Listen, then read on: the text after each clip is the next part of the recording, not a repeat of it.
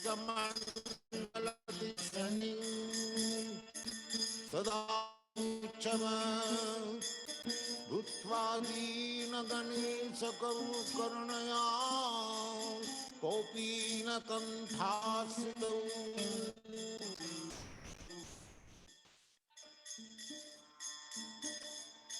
Krishna Kirtana Ganana Tanapano Premāñjana-cchurita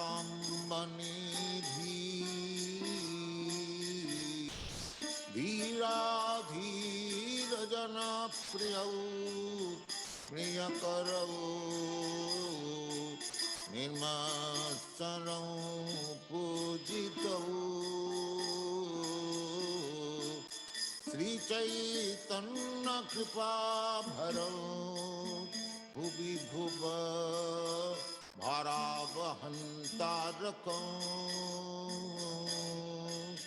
Vande Rupa Sanatana Raghujagam Śrī Jiva Gopalakam Krishna Kirtana Ganana Tanaparam Premāñjana-cchurita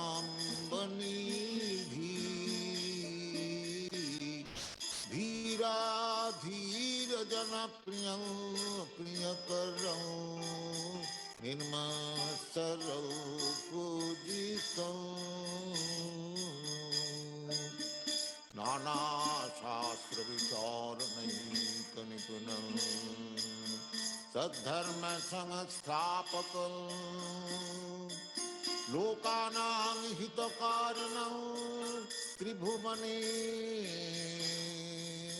Mannam saranyakaram Nāna-śāstra-vichāranaikanipūnam Saddharma-saṅgsthapatam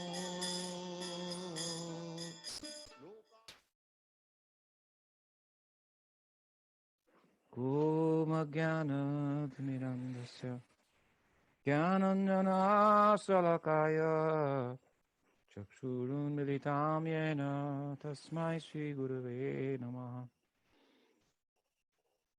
Ajunulambito Bhujo Kanakabhatatu Sankirtanayakapitaro Kamalaya Taksho Vishwambaro Dvijabaro Yugadharma Palo Vande Jagat Priyakaro Karunabhataro Vande Śrī Kṛṣṇa Chaitanya Nityananda Sahorito Gurudaya Pushpavando Chitra Sangdo Tamanuno Vandeham Śrī Rāmakrishna Abhayo Charano Sako Sukado Paramanando Sundaro Subalapriyo Hey Krishna Karuna Sindhu Dinabandhu Jagatpate Gopisha Gopika Kanta Radha Kanta Namostute Tapta Kanchana Gaurangi Radhe Vrindavaneshwari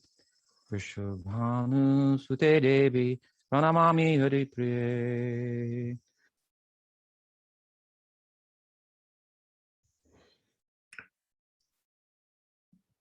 Shri Gaudiya Vaishnav Guru Parampara Ki Jai.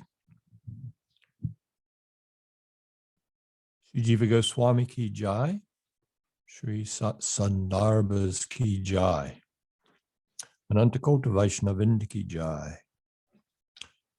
Glorious devotees, thank you so much for coming to another presentation on Shri Jiva Goswami's Sat Sandarbhas. Today we'll be concluding our discussion, an overview of the Bhagavat Sandarbha. So we will proceed.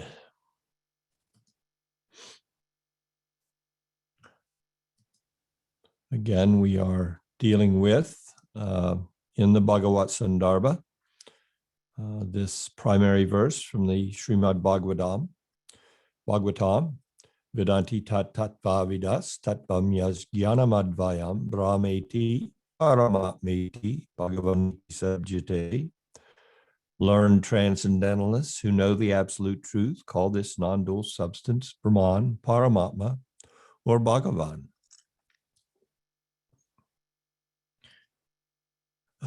In our last discussion, we went over to some extent the fact that Vaikuntha is a transcendental realm, and it is such a character and made of such internal potency of the Supreme Lord, his Swarup Shakti, that his eternal associates there do not fall from that realm under any circumstance. They may come to the material realm, his Ekapad Vibhuti, from time to time at his request, but they do so retaining their spiritual position. So I want to cover a few Anuchetas. Again, I remind you that this is a very superficial presentation. The Bhagavat Sandarbha, as all the Sandarbhas, are very deep and full of profound meaning. And Srila Jiva Goswami has taken considerable time to unpack different tattvas or truths related to Sri Chaitanya Mahaprabhu's spiritual ideal, which is the ideal of the Gaudiya Vaishnavas made available by his descent. And he has unpacked these extensively. So the overview is just to give us some insight into what Srila Jiva Goswami has contributed to the Vaishnav community. And if we look deeply at that contribution, what we can find there is that Srila Jiva Goswami is basically giving a commentary on the Bhagavat Purana, which is the primary pramāña or evidence for our sampradaya.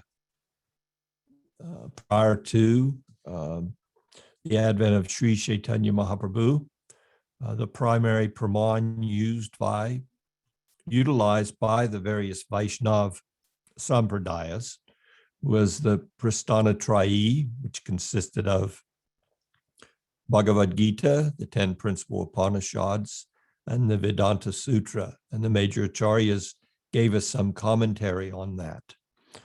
Sri Chaitanya Mahaprabhu said, why not accept the mature commentary of the author of the Vedanta Sutra himself, Srila Vyasadeva? And he is given that mature commentary in his rewriting of the Srimad Bhagavatam. So let us go there for the main substance of spiritual thought and truth, and make that that should be the basis for spiritual understanding. It is, and that becomes the pramāña for the Gaudiya Vaishnavas. But truly, the deeper pramāña for the Gaudiya Vaishnavas is the unpacking of the knowledge contained in the Srimad Bhagavatam, the Bhagavat Purana, by the founding acharyas working under Sri Chaitanya Mahaprabhu's direction, the Goswamis, the 6 Goswamis, and his other personal associates. And then coming after them, Baladev Vijibhushan and Vishwanath Chakravarti, And actually, even going back a little before the advent of Sri Chaitanya Mahaprabhu, the illustrious commentator on the Bhagavatam, Sridhar Swami, whose commentary was so much appreciated, Sri Chaitanya.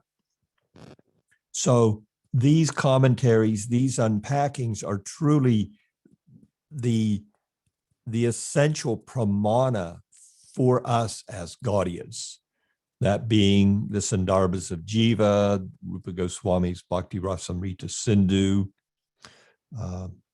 other esoteric writings, Brihad Bhagavatamrita from Sanatana Goswami.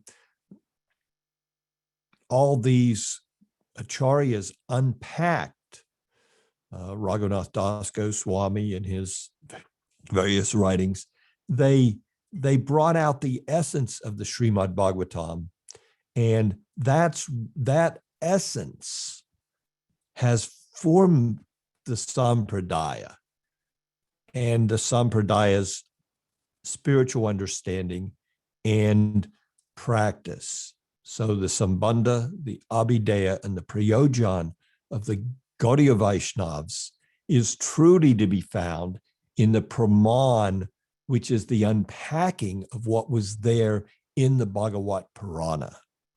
That is our pramāña upon the pramāña of Srimad Bhagavatam.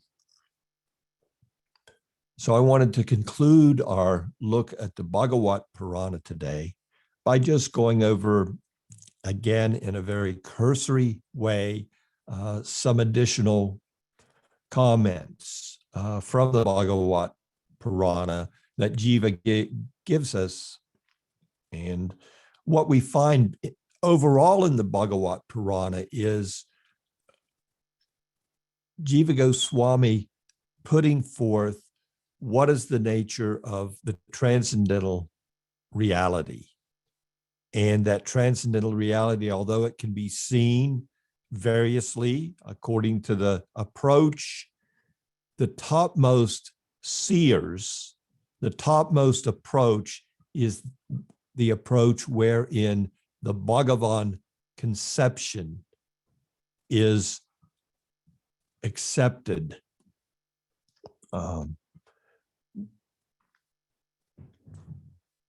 So let us go forward here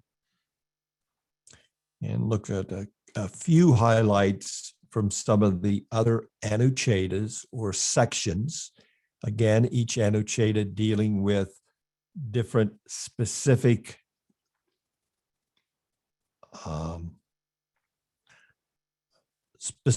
tattvas.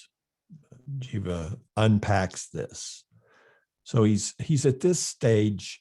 He's come to the point of giving us some insight into the intrinsic nature of the Lord.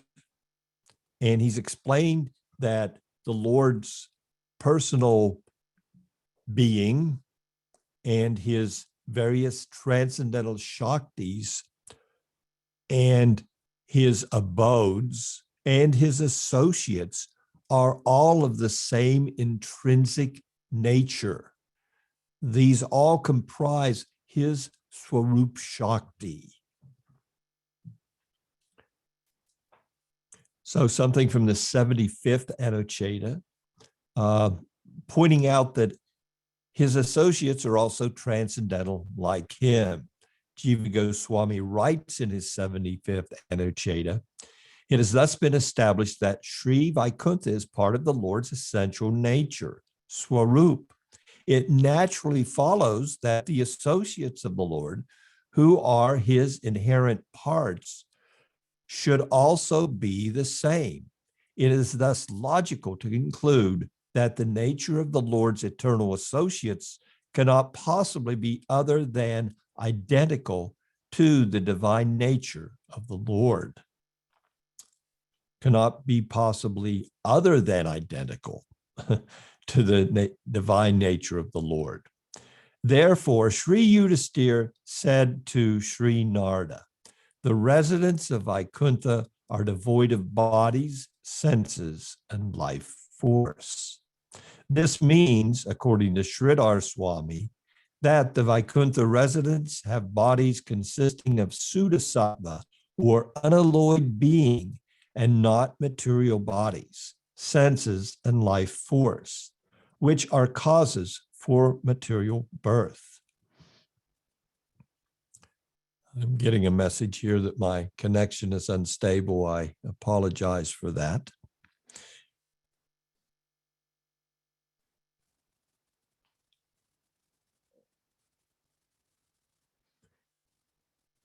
Some commentary here. After establishing that Vaikuntha is part of the Lord's essential nature, Sri Jiva Goswami goes on to say that his associates are also Swarup Bhuta, or part of the Lord's essential nature. It was already established that Vaikuntha cannot be approached by material means. It can be attained only by pure devotional service.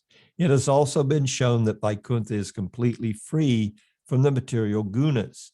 This naturally implies that everything that exists in Vaikuntha is transcendental, including the associates of the Lord. Going on to the 76th Anucheta.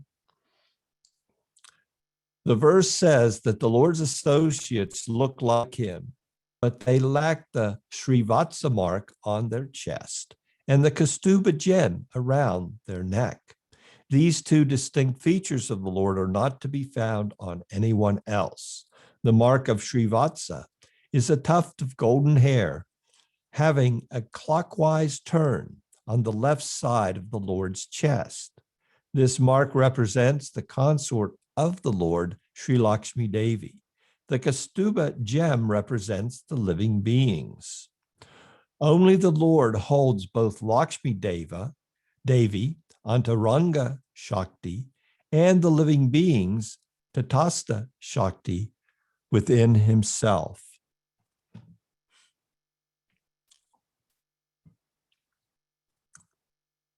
Therefore, these two insignia are found only on him. So here, Jiva goes, it's becoming clear that, this is from the commentary, that these distinguishing characteristics are there because there is a liberation available to the Jivatma who attains spiritual perfection of having a similar form to that of the Lord. So these associates of the Lord, without these distinguishing characteristics, in Vaikuntha, in the realm of Vaikuntha, you'd have a hard time making a distinction. And Srila Sanatana Goswami, he highlighted this in his Brihat Bhagavatamrita in the travels of Gopakumar. Upon entrance to Vaikuntha, he could not distinguish. He saw all the transcendental personalities there when he first arrived as the Lord himself. He was overtaken in transcendental appreciation of the form of the Lord, and he could not make this distinction. So here, the specific distinguishing characteristics are given. Going on to the 77th Anucheta. Therefore, the associates of the Lord are not influenced by time. So, to achieve the liberated condition of eternal existence in their company, samipya is the highest possible good, purushartha, to be aspired for by conscious beings, and particular for the topmost devotees. Prahlad Maharaj prayed for this to Lord Nrsimha. Therefore, now that I am in knowledge, I do not yearn for the boons desired by conditioned beings. such as long life, opulence, worldly glory, or sense pleasures, up to and including those enjoyed by Brahma. All these are destroyed by you in the form of powerful time. Just grant me the association of your servants. The meaning is clear. This Anucheta is wonderful in that it highlights that the highest aspiration for the devotees is this association amongst his eternal servants. So this samipya, this is the purushartha. Even the Lord aspires to be in the association of his devotees. So what to speak of what should be aspired to by his devotees, or those aspiring to be his devotees, that this is the highest aim for human life. Now, one would say, well, shouldn't we all aspire to be with the Supreme Lord himself? Well, the Lord is never alone. So wherever you find his devotees, he is naturally there. So aspiring to this association gives us the highest opportunity to serve the Lord perfectly, especially as Gaudiya Vaishnavas. We are Raganuga Bhaktis. We are following the serving mood of the Lord's eternal associates.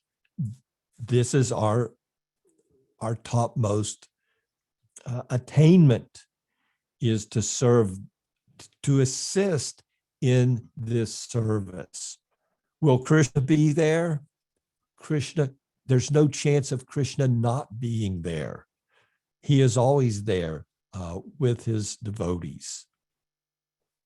So this is the highest attainment, the Purushartha, as exemplified by Prahlad Maharaj in his prayers.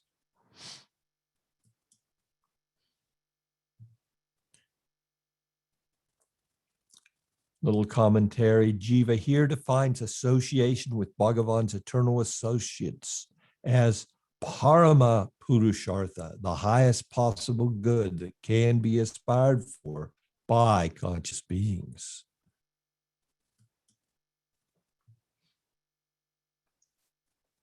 The residents of Vaikuntha are transcendental to the material world.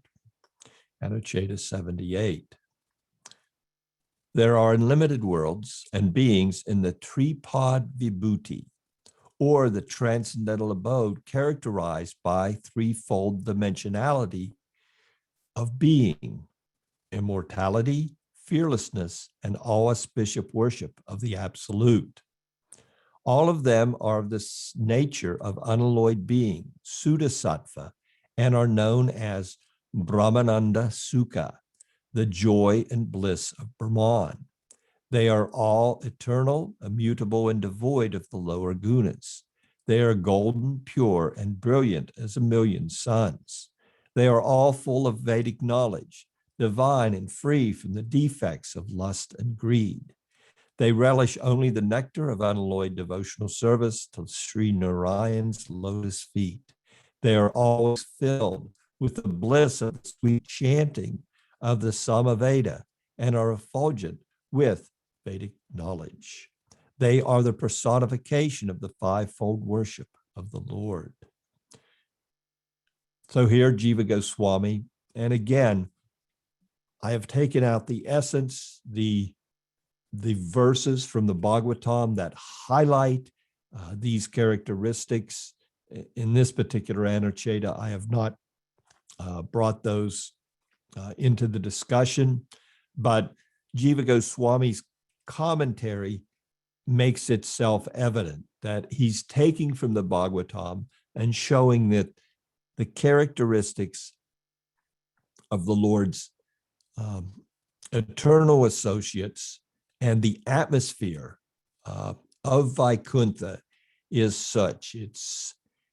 There is no death there. Everyone is eternal, and therefore there is no fear there, because the fears that we live under within material existence is all coming from death. Well, you could say, well, I have other fears. Well, primarily what are, if we look deeply, step back from those fears, we find those fears are rooted in a sense of loss. Something is going to be taken from us. Our wealth is going to be taken, our associates. So the fear is all coming from the fact of the temporary nature of material existence. But everything in the absolute realm is free of death. Therefore, there is no fear. Nothing is coming to an end, and everything there is all auspicious.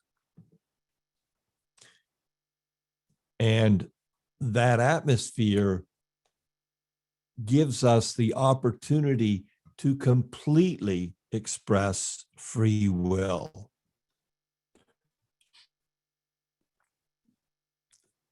Whereas the material realm, we think we have free will, but our free will is always impeded by this never-ending ending of everything that we aspire for, involve ourselves in, even up to the point of our gross and subtle bodies. Now we come to a section at the near the end of the Bhagavad Sandarbha, where Jiva Goswami takes great lengths to show his readers that the concept of Bhagavan is the topmost ideal when it comes to understanding the absolute truth. So Brahman, Paramatma, and Bhagavan. Bhagavan is all inclusive of these other features.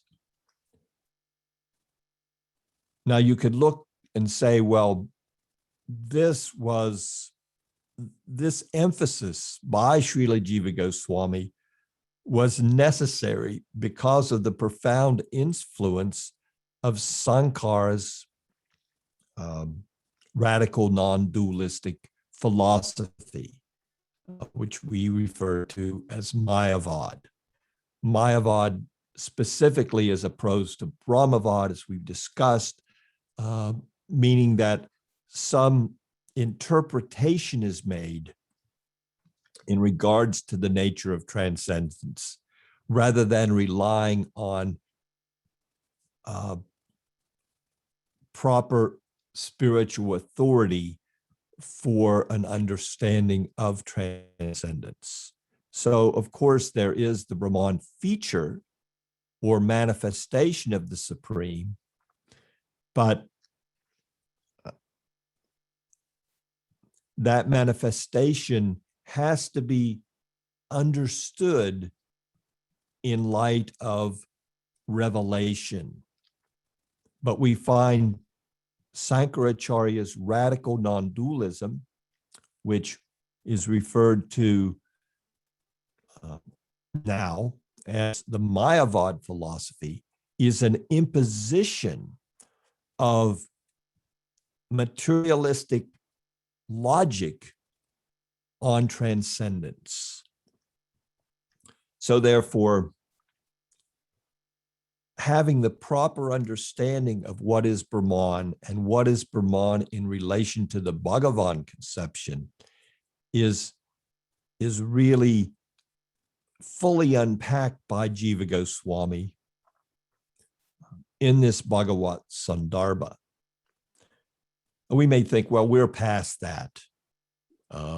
we understand the personal conception of God, and we need not worry about being influenced by the Mayavad philosophy. So we got it. We're good to go. No concern on our part there. Well, there is concern. There was concern 500 years ago when Jiva Goswami took the notes of Gopal Bhatta Goswami and added to them and presented the Sandarbhas. And again, Sandarbha means essence, the essence of theistic thought. So it was prevalent then, and it is just as prevalent now.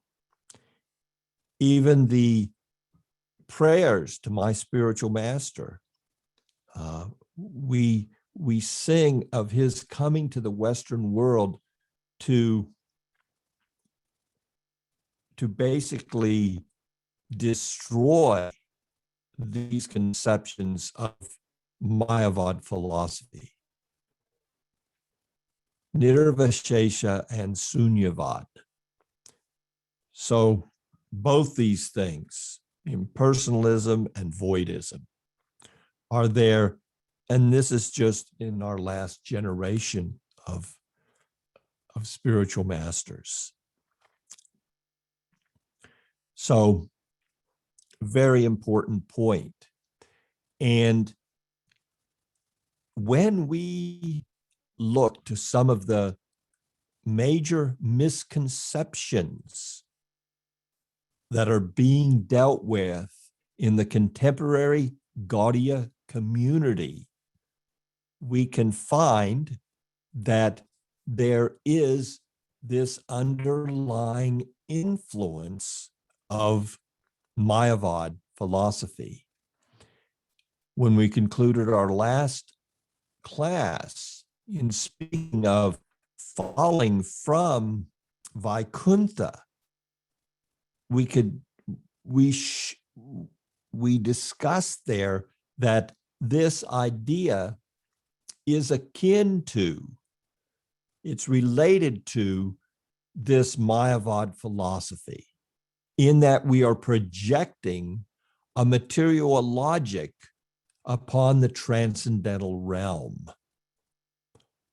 Just like the Mayavadis project material logic into their understanding of transcendence, in that transcendence, they feel, can be influenced by the external energy, Maya, and that influence creates an ignorance wherein the living entity, who is fully spiritual in nature, becomes overwhelmed by Maya.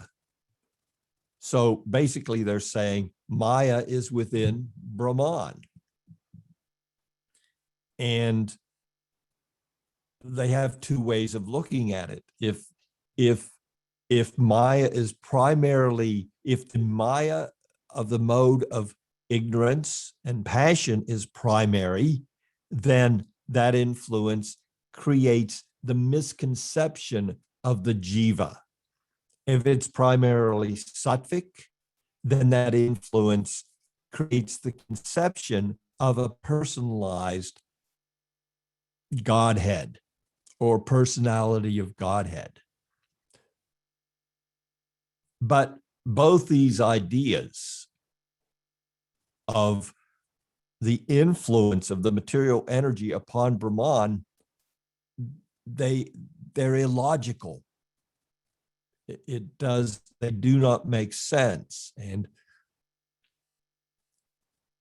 it's important that we understand this properly, and we can see the same idea there, in that, well, there can be an influence of ignorance on a resident of Vaikuntha who's free of the modes of material nature, well, if he's free of the modes of material nature, how could one possibly be influenced by ignorance that would again bring one into material existence or falling from Vaikuntha?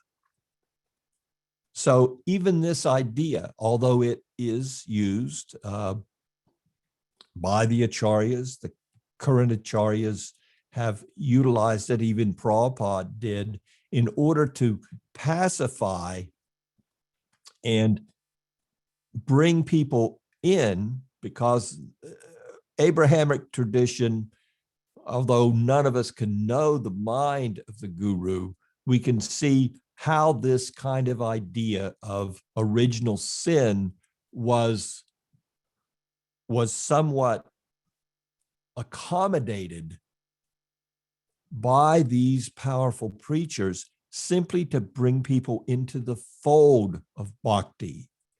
But this is not our Siddhanta. No Vaishnav sampradaya accepts that a jiva falls from Vaikuntha. But such an idea is there in the Abrahamic traditions, and because of its existence there, we can see some preaching that accommodates that idea of original sin in order to give people the opportunity to enter into the doorway of bhakti.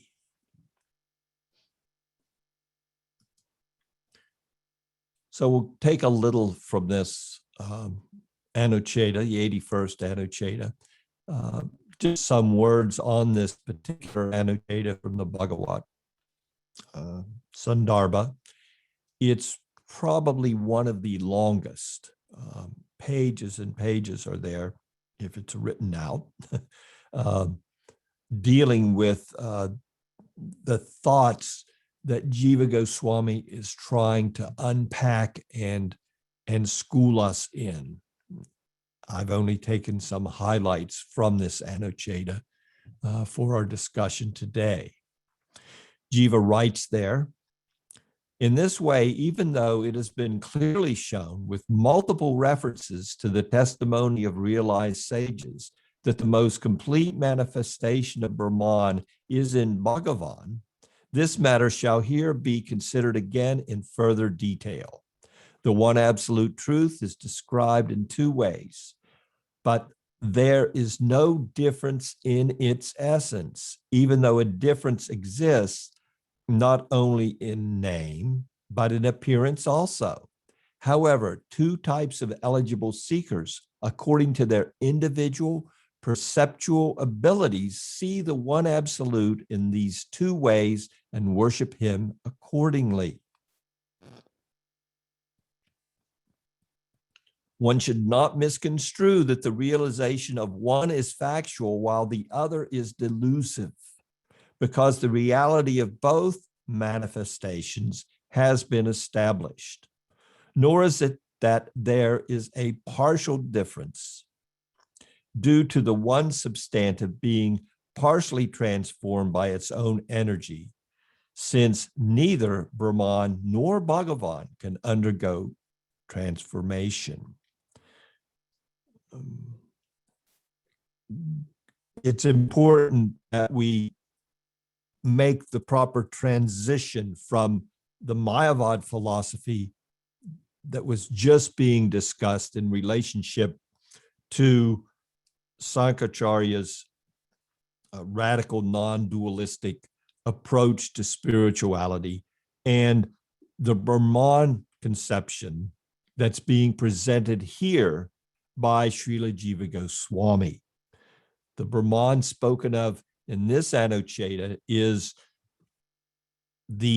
a proper approach to the Brahman conception of the supreme absolute truth, based firmly in Scripture, because the verse, again, the verse that is the basis, Vedanti tat tattva vidas tattvam yas jnanam advayam, this non-dual absolute, jnana advayam, is seen differently, but it is the same absolute truth, Brahman, Paramatma, and Bhagavan. So, Vedanti tat tattva vidas, by the great seers who are what? They're following the Vedantic conclusion, the truths tat of the Veda, Vedanti tat tattva vidas. These seers that see this tattva, they see these three different, they apprehend the supreme absolute truth, which is one in three different ways. Going on in the Anucheta, Jiva writes, this being the case, when the substantive appears without attributes, that vision is incomplete, as when it appears in the form of Brahman. And when that substantive, Advaya Jnana, manifests in the form with attributes that demonstrate the varieties inherent in its essential nature, then that vision is complete, as when it appears in the form of Śrī Bhagavan. With this intention, it will first be established that the absolute truth manifests in accordance with the vision of the aspiring practitioner, using 6 verses that contain questions and answers regarding the appearance of this great Purana, Srimad Bhagavatam. Now, Srila Jiva Goswami, as I said, this is a very long Anucheta. He quotes 6 verses of a few verses from the Bhagavatam. Again, some commentary on this very beginning of the Anucheta. Srila Jiva Goswami further fortifies his conclusions. He's already made these points earlier in this Bhagavat Purana. Now he's fortifying them. This is called applying the logic of driving in a post, or stuna nikanana nyaya, to drive a post or peg into the ground. One must hammer it again and again. The more it is hammered, the more firmly it stands. Because the Brahman doctrine was very prominent at the time Sandarbhas were written, Srila Jiva Goswami endeavors meticulously to establish Bhagavan as the complete absolute. And as we made clear, it is also prominent now in the various misconceptions, even the misconceptions regarding Brahman, what to speak of a proper understanding of the Brahman doctrine.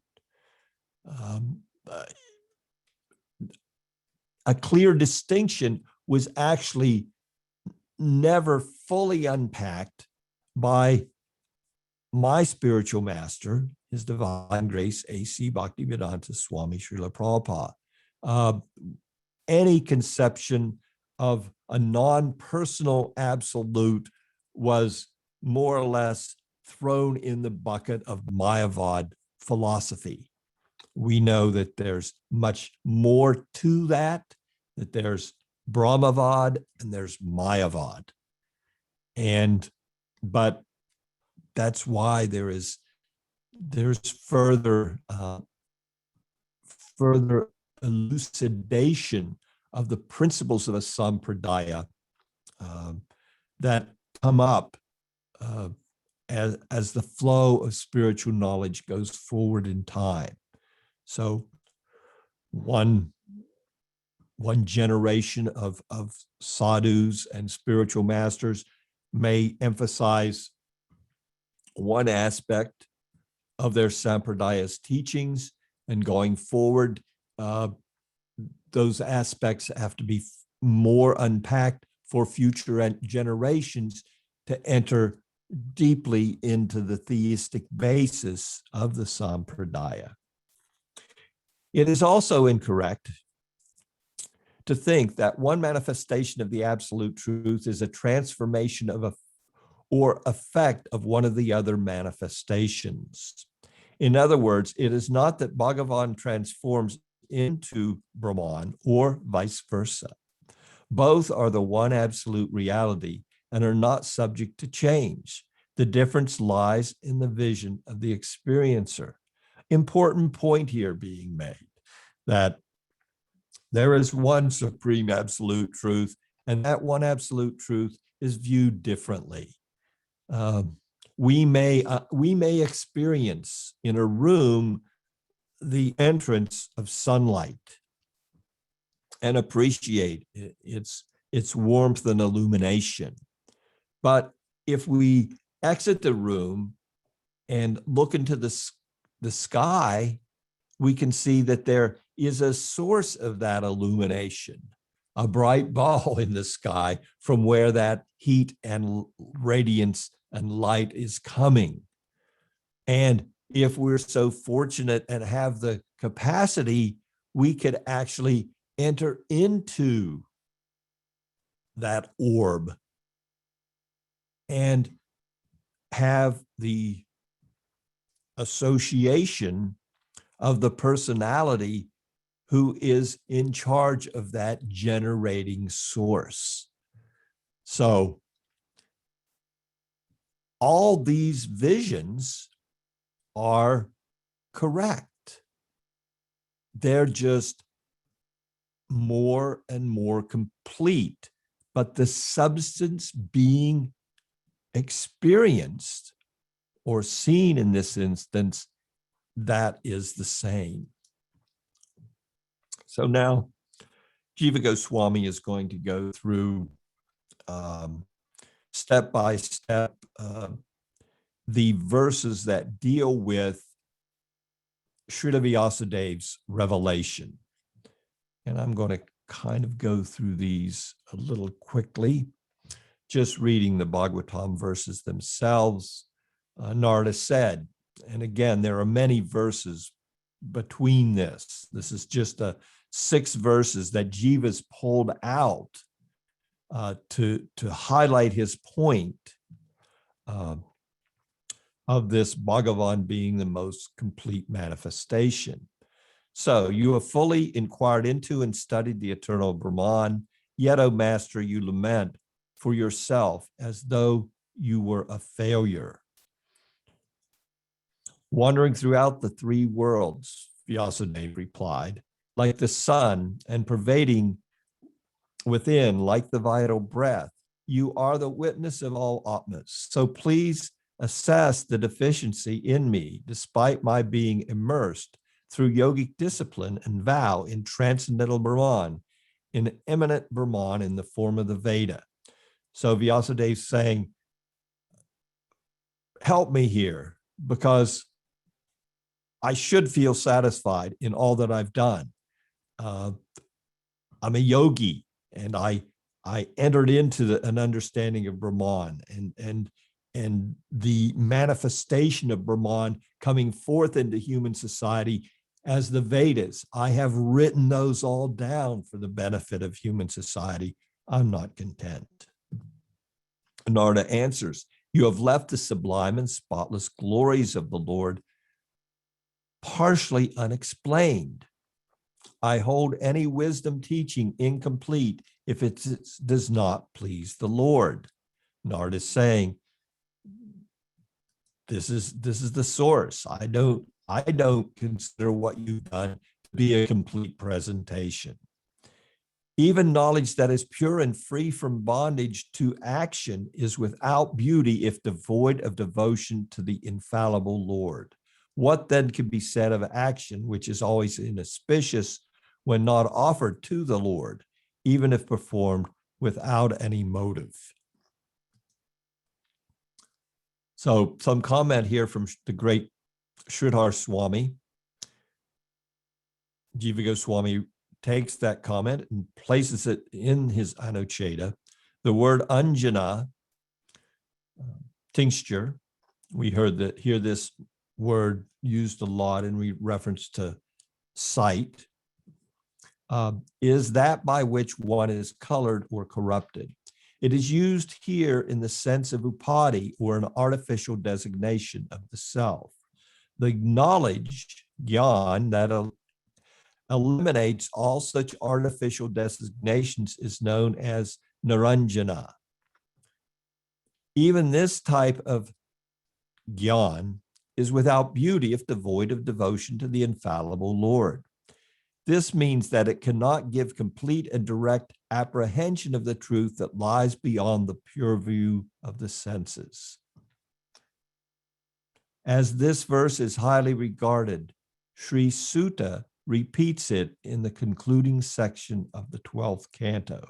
So Sutta Goswami has twice brought forth this verse spoken by Narada in relation to the incompleteness of transcendental revelation, and specifically the incompleteness of the revelation offered to human society by Srila Vyasadeva, if the conception of the supreme absolute is not there. Well, you could say, well, Krishna is there, even his Bhagavad Gita is there in the Mahabharata. So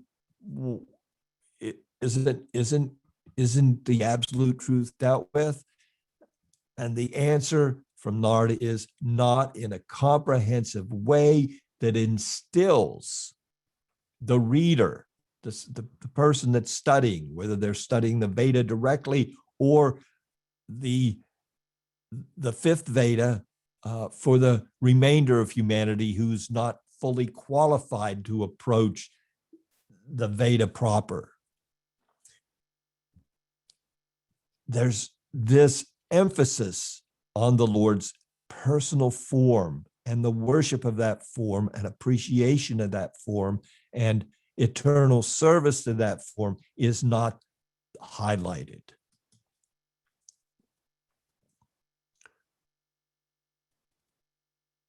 Narada concludes with these verses, and these verses contain the means of revelation which Vyasadeva employed. First, he gives the mantra.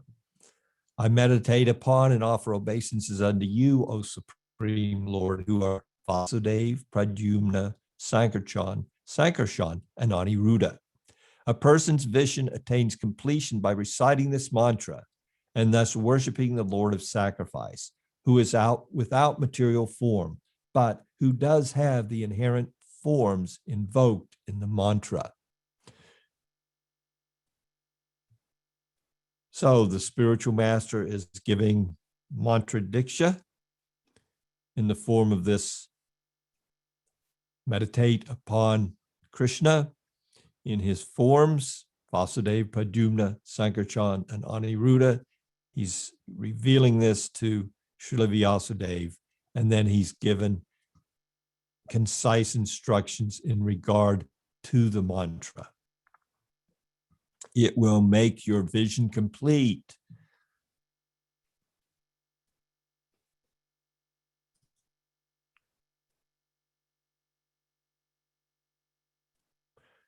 Another significant, I'll skip some things here, another significant and practical point to be gleaned from the dialogue between Sri Vyasa and Narada is that one cannot come to perfect realization of Bhagavan without the mercy of the spiritual master. You must be initiated into this transcendental knowledge by one who is completely realized in it, the Sadguru.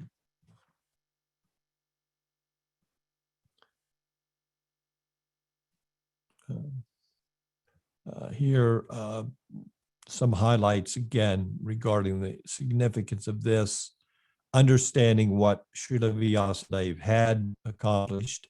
Even a person like Vyasa, he's learned in Kamya Karma, Brahman as immanence in the form of fruit of action, and Brahma Gyan, Brahman as transcendence, could not solve this problem. So he'd already revealed all this knowledge to human society through what had been written, how to properly conduct oneself, and through that sattvic action, attain advancement, leading to knowledge of the Supreme in transcendence.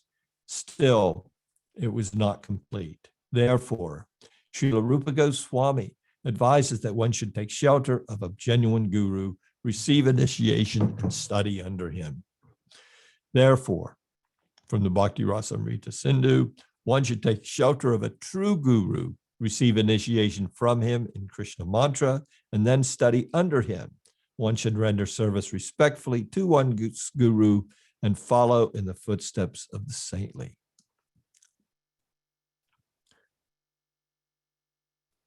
The primary meaning of the word Brahman is Bhagavan. Here in this Anucheta, Srila Jiva Goswami points out that even this word Brahman is intended for Bhagavan, and he gives evidence to that effect. From the Brahma Purana, the primary meaning of terms like Ananta, Bhagavan, Brahman, and Ananda applies only to Sri Vishnu. When they refer to something else, those are secondary meanings. Again, in the Padma Purana, because the Lord has immeasurable attributes, it is not possible to delineate all of them separately. Therefore, they are collectively indicated by the word Brahma. Thus, the word Brahma or Brahman can be an adjective for the all-pervading, Sri Vishnu alone and no other, as he alone has unlimited qualities.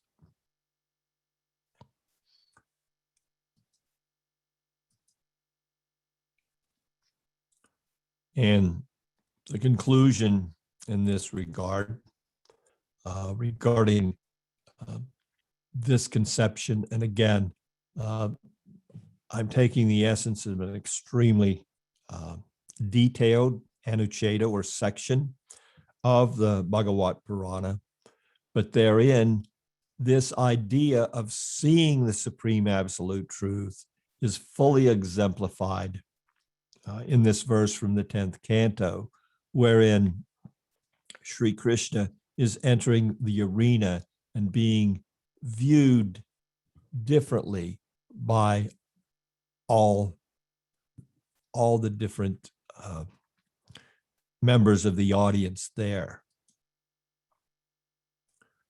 Bhagavatam is the complete scripture, and I am, because of time, going to jump forward to our ending comments here in the final Anucheta of the Bhagavat Sandarbha. Bhagavan can be realized through devotion alone.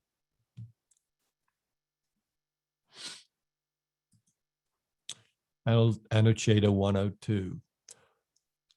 Ordinary people of modern vision may not accept that you have various extraordinary attributes, but it is the direct experience of your realized devotees that you do. Only bhakti leads to him.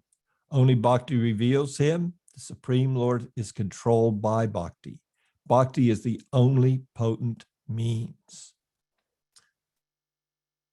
And also in the Katha Upanishad, the Supreme Lord is not attained through study, nor through the intellect, nor through hearing many scriptures.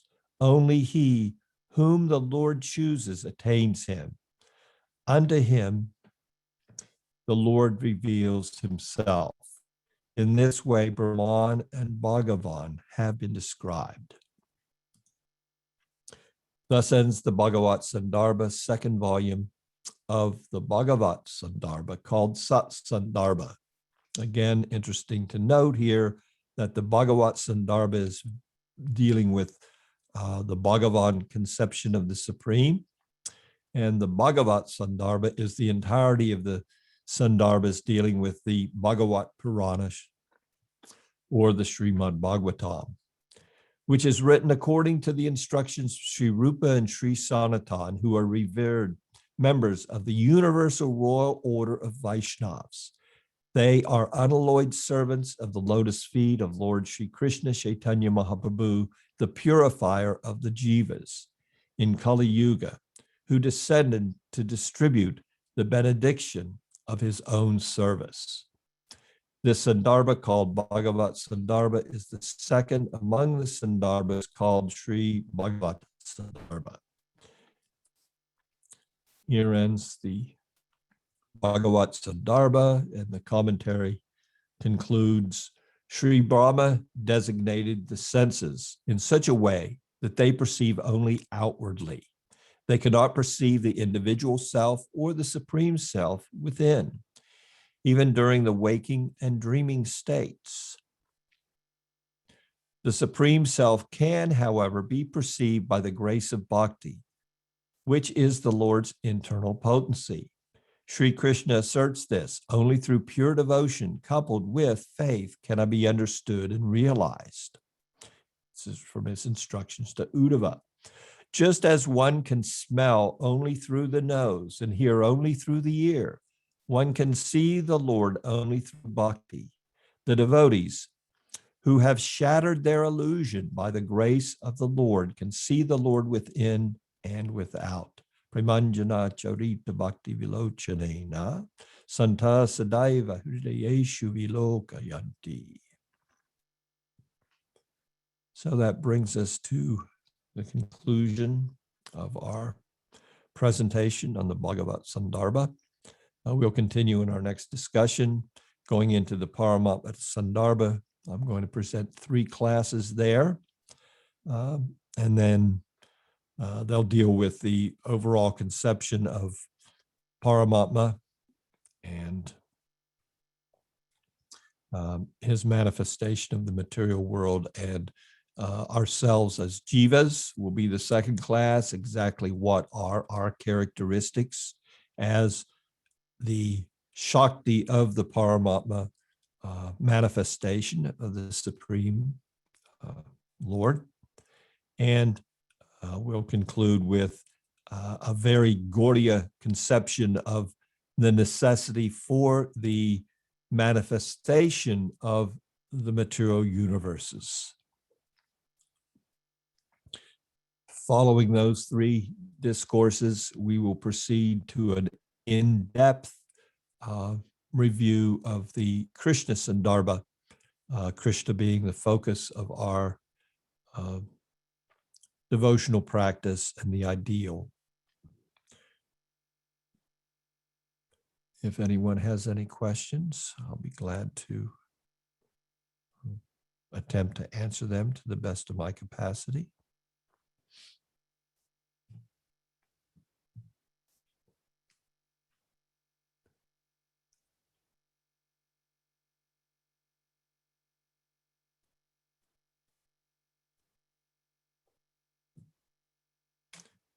Otherwise, I thank you so very much for your kind association and attention.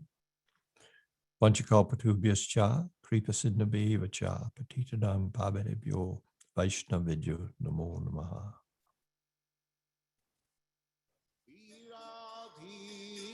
Jana priyau priyakarau nirmasanau pujitau